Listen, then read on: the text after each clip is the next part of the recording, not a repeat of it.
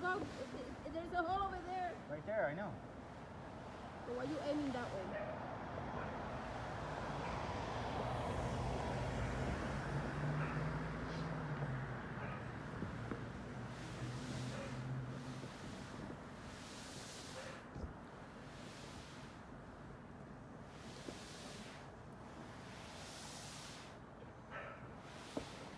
You know what you should have actually done? Crawled your beautiful butt that way. No shoes.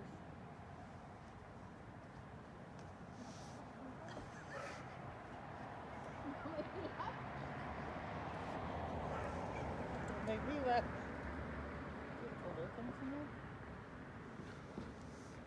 I can't. No, I didn't tell you. I said I have to rotate mine. Come on, flip.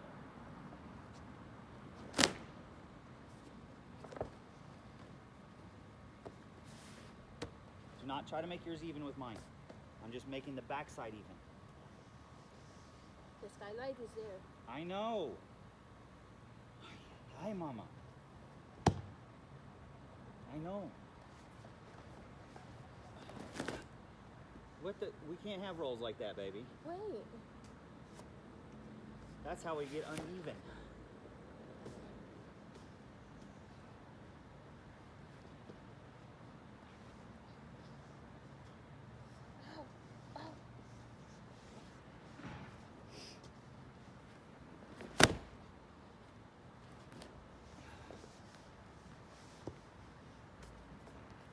Ready?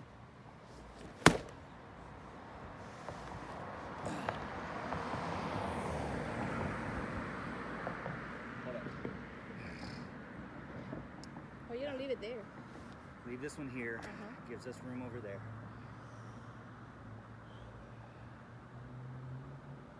No. I gotta flip back that one. I mean, I'm gonna crawl.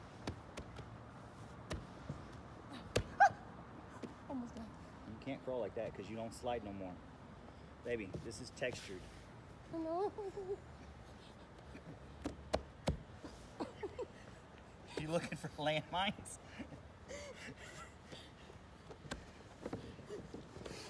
In case y'all didn't notice, Mama over there is looking for landmines on the RV roof.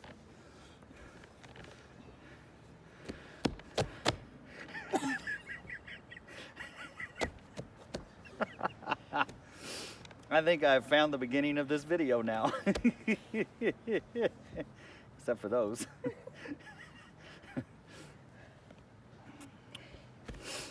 Alright. Alright, I gotta switch all forward. So I gotta get this ready for Mama to get up here.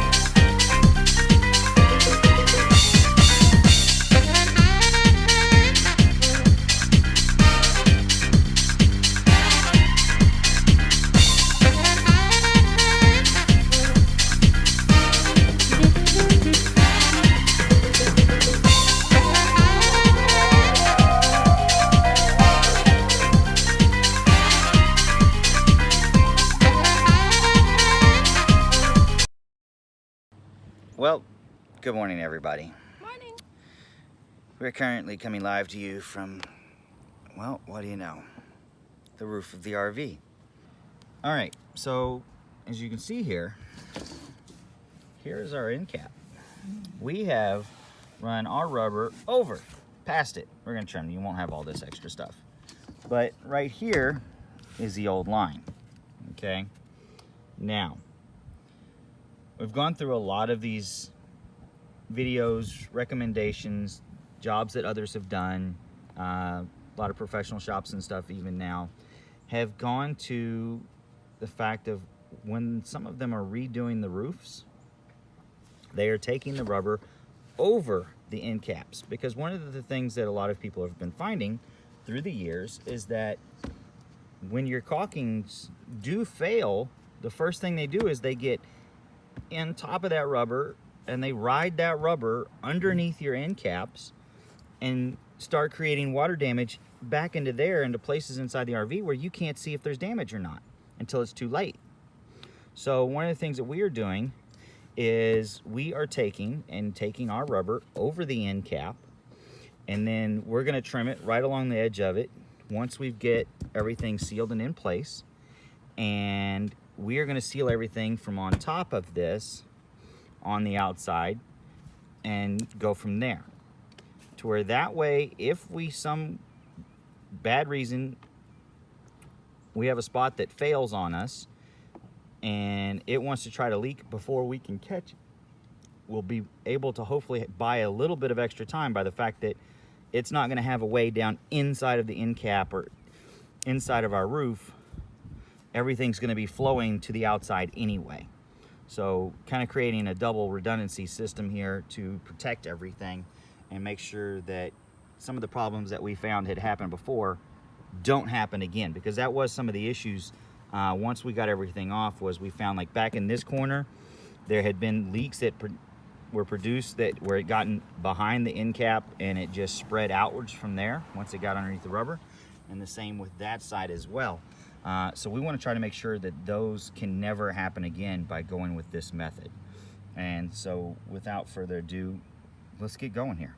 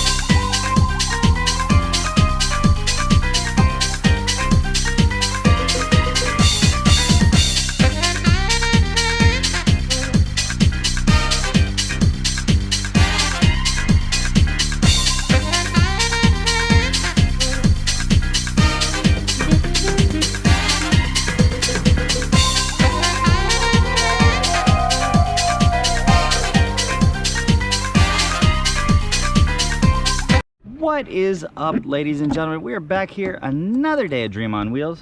Thank you for following in, showing up. If you haven't already, hit that subscribe button, ring that bell, smash that thumbs up. So today we're back on the roof. If you hadn't already been able to tell, we are up here finishing securing these up.